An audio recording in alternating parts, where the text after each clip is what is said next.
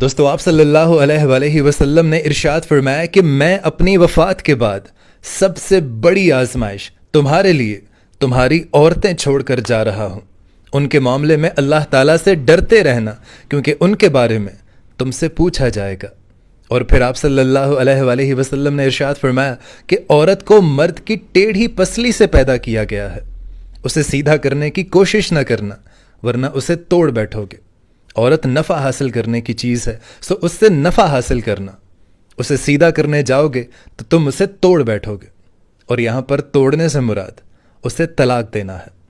اور پھر آپ صلی اللہ علیہ وآلہ وسلم نے ارشاد فرمایا کہ دنیا برتنے کی چیز ہے، دنیا برتنے کی چیز ہے، اور سب سے بہترین متاع نیک بیوی ہے۔ اور دوستو آپ کو بتاؤں کہ آپ صلی اللہ علیہ وآلہ وسلم جب بھی کبھی کسی سفر پر جاتے تو آپ اپنی ایک بیوی قرآن اندازی کے ساتھ اپنے ساتھ رکھتے تھے، اور عورتوں کا قافلہ ہانکنے والا بندہ بھی علیحدہ ہوتا تھا۔ اور قربان جاؤں، آپ اپنی بیگمات سے اتنی محبت کیا کرتے تھے کہ وہ جب بندہ قافلے کو ہانکتا تو آپ صلی اللہ علیہ وآلہ وسلم اس سے ارشاد فرماتے کہ اس سے آہستہ سے ہانکو، یہ شیشیاں ہیں، کہیں ٹوٹ نہ جائیں۔ سبحان اللہ، اتنی محبت آپ اپنی بیگمات سے کیا کرتے تھے۔ اور پھر دوستو یہ حدیث آپ کو صحیح مسلم میں ملے گی۔ آپ صلی اللہ علیہ وآلہ وسلم نے ارشاد فرمایا کہ شیطان کا تخت پانیوں میں ہے، اور شام کے بعد جتنے بھی اس کے چیلے ہوتے ہیں وہ سارے کے سارے پورے دن کی رپورٹ لے کر اس شیطان کے پاس جاتے ہیں اور کہتے ہیں کہ میں نے فلاں بندے سے آج یہ گناہ کروا دیا، میں نے فلاں سے آج یہ کام کروا دیا، میں نے فلاں کو آج چوری کروائی۔ تو شیطان پتہ ہے ان سے کیا کہتا ہے کہ پیچھے ہٹ جاؤ، تم نے آج کچھ نہیں کیا۔ اور پھر ان میں سے ایک شیطان کہتا ہے کہ میں نے میاں اور بیوی میں جدائی کرا دی، آج میں نے ان کو ایک دوسرے سے الگ کرا دیا۔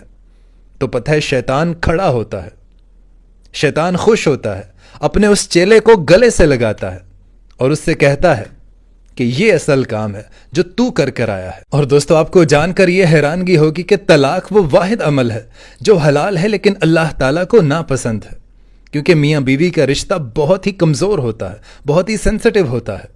میں اپنے والدین کا بیٹا ہوں، میں اچھا ہوں برا ہوں انہی کا ہوں، مجھ سے ان کی ولدیت کوئی نہیں چھین سکتا، لیکن میاں بیوی کا جب رشتہ ٹوٹتا ہے تو نسل تباہ ہو جاتی ہے۔ اس لیے اس رشتے کو بچانے کے لیے اللہ تعالیٰ نے آیات پہ آیات، آیات پہ آیات، احادیث ہمارے نبی پاک صلی اللہ علیہ وآلہ وسلم نے 9 شادیاں کی، اور آپ نے زندگی گزار کر دکھائی۔